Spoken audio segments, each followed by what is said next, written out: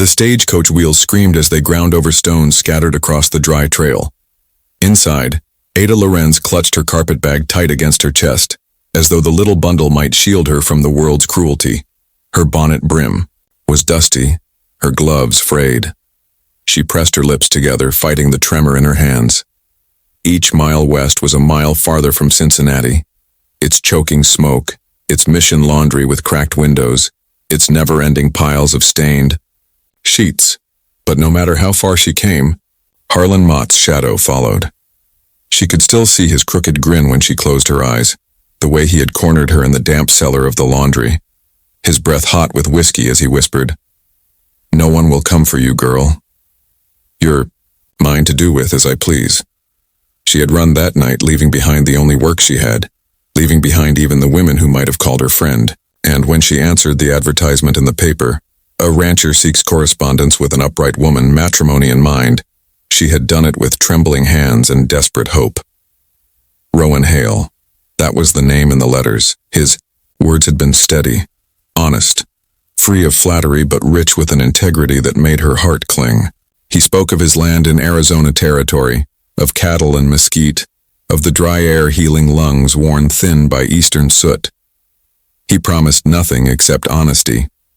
That was enough for Ada. Now, as the stagecoach rattled down the final slope into Ash Fork, her heart pounded so loud she thought the other passengers must hear. She kept her chin low, but one elderly woman beside her caught the glimmer of tears at Ada's lashes. "First time out this far, dear?" the woman asked kindly. Ada swallowed. "Yes, ma'am." The woman patted her hand. "Don't fret. Folks here may be rough, but some are good-hearted still." The wheels lurched to a stop, the driver's voice calling out, "Ash Fork, change horses." Ada gathered her courage. The depot was little more than a clapboard shack with a long trough where mules drank. Dust blew in little whirlwinds across the street, where a few wagons creaked by. And there, just beyond the trough, stood a man in a wide-brimmed hat, his shoulders broad beneath a worn gray shirt, a vest faded by years of sun. He stood easy, yet with the watchful air of a man accustomed to fending for himself. Rowan Hale. His eyes found hers instantly. They were a gray-blue, cool as creek water and just as steady. Ada nearly stumbled, clutching her bag tighter. "Miss Lorenz?" His voice carried across the dust, quiet but firm. She nodded, unable to trust her tongue. He stepped forward, taking her bag gently from her grasp. "I'm Rowan. You've come a far way." Ada forced her lips into something like a smile. "Yes, farther than I thought I'd ever go." Behind them, the other passengers dispersed, wagons creaked, a blacksmith's hammer rang. But Ada felt as though the whole world narrowed to Rowan's steady presence in the strange flutter in her chest. Rowan's thoughts. Rowan had told himself he wasn't nervous, that letters were one thing, but meeting a woman, this woman, was just another day's work. But when he saw her stepping down from the stagecoach, pale from travel yet carrying herself with stubborn dignity, something in his chest gave way. She looked like no one else in this desert town. Not soft exactly, but bruised by life in ways he recognized. He had seen horses whipped thin and still standing. She had that same look, hurt, but unbroken. "Come," he said, motioning toward the wagon hitched nearby. "It's an hour's ride to the ranch. I'll show you the land." The ride. The wagon jolted as they set off down the trail, dust rising in plumes behind. Ada gripped the bench, her eyes darting to the vast sweep of land around them. Mesquite trees, dry gullies, red earth stretching to a horizon lined with jagged hills. "It's endless," she breathed. Rowan gave a half smile. "Takes getting used to. Out here, sky's bigger than anything you left behind." Ada nodded, though her thoughts were not on the sky. Each turn of the wheel carried her farther from Mott's reach, or so she prayed. Still, a shiver ran through her. She pulled her shawl tighter. Rowan glanced sideways. "You're safe here." The words struck her. She wanted to believe them, desperately, but safety was a fragile thing she had never known. Rowan's land, By the time the wagon reached Hale Ranch, shadows stretched long across the pasture. Cattle grazed in the distance, their lowing echoing across the valley. Fences marked neat boundaries. The main house stood simple but strong, its wood weathered but cared for. Beside it, a corral where 2 horses stamped and tossed their manes. Ada stared, her throat tight. "This is mine too." Rowan halted the wagon. "It's not much by Eastern standards, but it's honest. Built most of it with my own hands." Ada's eyes stung unexpectedly. "It's beautiful." For a moment, silence stretched between them, thick, charged, uncertain. Then Rowan climbed down and offered his hand to help her. She placed her trembling fingers in his, and the warmth of his grip steadied her heart. Nightfall. That evening, Ada sat by the small hearth inside the ranch house, the crackle of mesquite wood filling the silence. Rowan had brought her tea, awkward in his kindness but sincere. She studied the plain room, wooden shelves with tools, a table with 1 chair, a narrow bed beyond a curtain. This was not Cincinnati's soot, nor Mott's leering eyes, nor the damp cellars of the laundry. It was new, fragile. Rowan's voice broke her thoughts. "Miss Lorenz, Ada, you don't have to pretend with me. Whatever past you left behind, it's yours to tell or not. All I ask is honesty. Nothing more."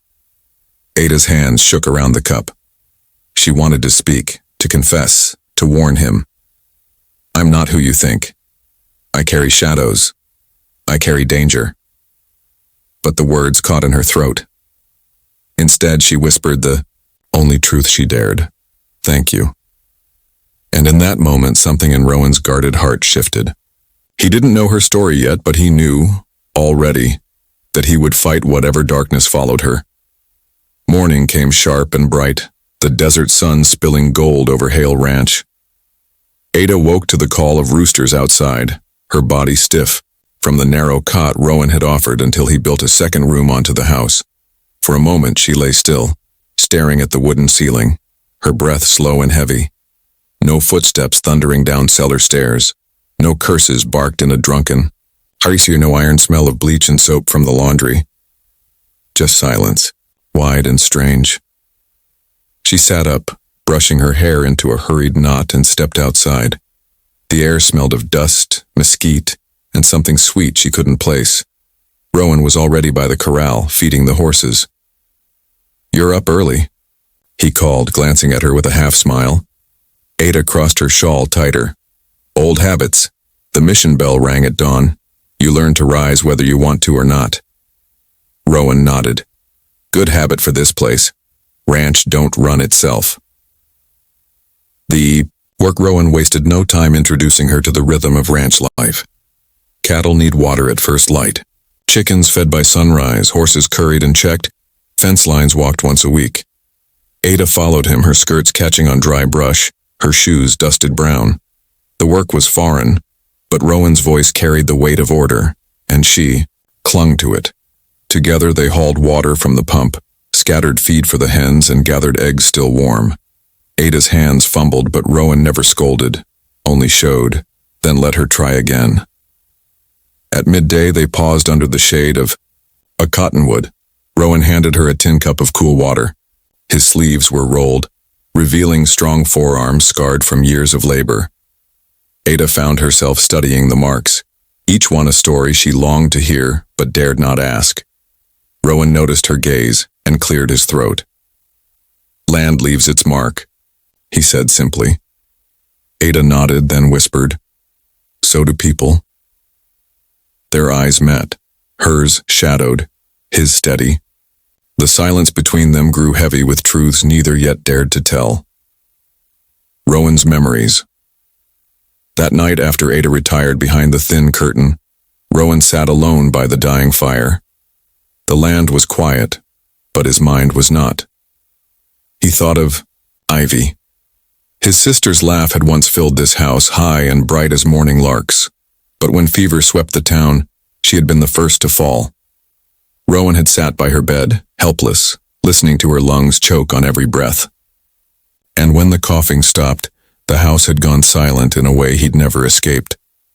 Since then, he had worked the ranch like penance, sunup to sundown, until his hands bled. He had written to Ada not because he believed in romance, but because he could not bear the silence anymore. He glanced at the curtain where Ada's shadow moved faintly. She was fragile, yes, but not broken. He could feel it, and that frightened him more than anything. Ada's struggle. Days passed, the rhythm of ranch life steadying Ada's trembling spirit. She learned to milk the goats, to mend a torn shirt, even to coax fire from stubborn kindling. Rowan spoke little but praised her quietly when she managed well. Yet at night fear crept back. She dreamed of Mott, his voice slithering into her sleep, promising he would find her. She woke in sweats, clutching her shawl. Sometimes she thought she heard hoofbeats far off in the desert, though Rowan assured her it was only coyotes. One evening Rowan found her outside, staring at the horizon with hollow eyes. "You're expecting something," he said. Ada shook her head quickly. "No, just listening." Rowan stepped closer. "If someone's after you, Ada, I need to know. Ranch can't be defended against shadows." Her throat tightened. She wanted to tell him everything, about the cellar, about the letters Mott had stolen, about the threats whispered in her ear, but fear chained her tongue. Instead,